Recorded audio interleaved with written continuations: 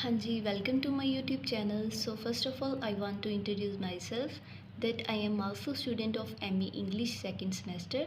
So today I am sharing my handwritten notes with you as our exams are near. So hope these notes will be helpful for you. Okay, so our topic is the Empire Writes Back. So first of all, in introduction, we will mention the full title, that is the Empire Writes Back, Theory and Practice in Post-Colonial Literature. The phrase refers to the ways post-colonial voices respond to the literary canon of the colonialist center. It is a non-fiction book published in 1989 on post-colonialism. Okay, so in simple terms, post-colonialism refers to the period after independence. Okay. The title has reference to the Salman Rushdie's 1982 article, The Empire Writes Back with Vengeance. Authors of The Empire Writes Back are Bill Ashcroft, Gareth, Griffiths, Helen, Tiffin. It covers the memories and the experiences of the colonized people at the hands of the European imperialists. This has been clarified in the introducing paragraph. The people living in the world today have had their lives shaped by the experiences of colonialism. It deals with the writings by the people formerly colonized by Britain and the countries colonized by other European powers such as France, Portugal, and Spain.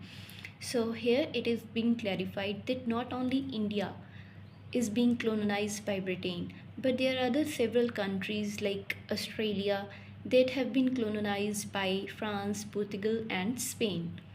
Next, post-colonialism and post-colonial theory. So the term post-colonial suggests a concern with the national culture after they have gained independence from the imperial powers. Post-colonialism is academic study of cultural legacy of colonialism and imperialism. It focuses on the human consequences, means results of the control and exploitation of colonized people and their lands. Next, we have to mention about the difference between the post-colonial without hyphen and post-colonial with hyphen. Okay, so the term post-colonial without hyphen refers to the different form of representation, reading practices and values. On the other hand, the hyphenated term post-colonial denotes only a particular historical period such as after independence, after colonialism, or after the end of empire. Next, the development of post-colonial literature. So there are two stages. In the first stage of post-colonial literature includes the literature written by the representative of imperial power. Because only the literate elite could write in the language of colonizer, such writers were either the settler in that particular colony about which they were writing, or they were traveler or sightseers. That is why the Ashcroft, Griffith, and the Tiffin argue that the text written by such writers cannot form the basis of indigenous culture or the culture that existed before colonization, as it was written from the colonizer perspective. So in the simple terms, they want to say that the literature written by the representatives of the imperial power would not write about the problems of the indigenous people. They would not write against the imperial power. Okay. In the second stage of the post-colonial literature, such literature which was written by the English educated natives is included. This kind of literature was produced under the imperial license. Imperial license means if any indigenous people want to write anything, so he or she have to take the permission of imperial powers, or like the people of Britain. Writing and the producing a literary work was not easy and accessible to everyone. It was under the strict control of colonizer. Only those works could be published and distributed that were patronized by them. The end of the colonial rule resulted in the development of independent literature. Next is hegemony. Hegemony means like prabhav, किसी चीज दा प्रभाव.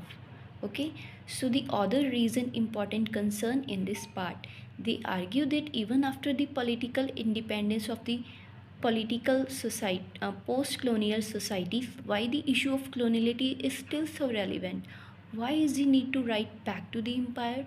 It is argued that despite the end of direct political control of post colonial society, Britain still managed to remain relevant through the literary canon and RS English.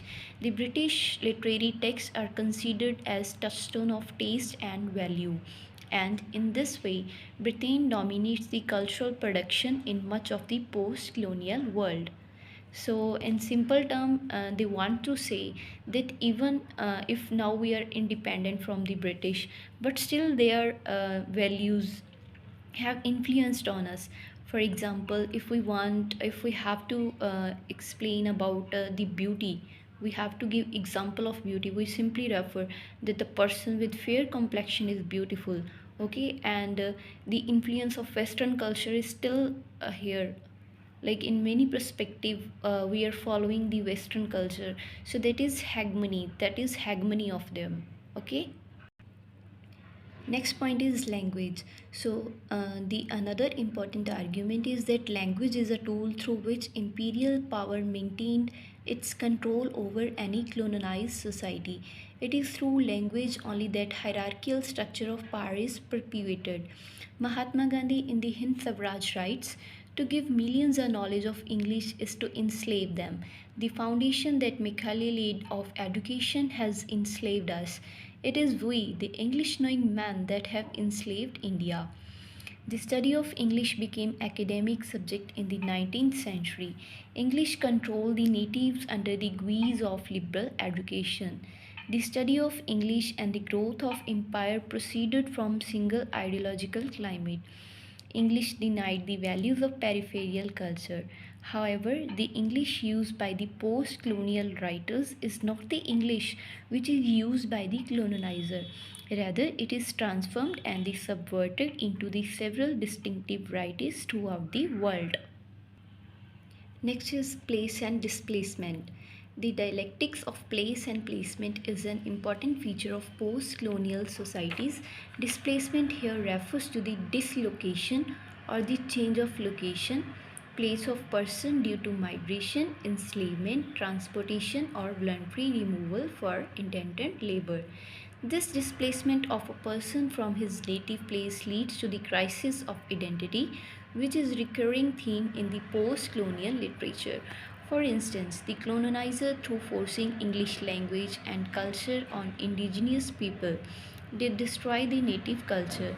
The natives who have experienced colonization are not able to write about their place adequately as they have experienced social and linguistic alienation. For example, Indian writers like Raja Rao did not experience geographical displacement but experienced linguistic displacement of pre colonial language. Next, conclusion. Thus, we can conclude that one of the major purpose of this book is to explain the nature of existing post-colonial theory and the way in which it interacts with and dismantles some of the assumptions of European theory.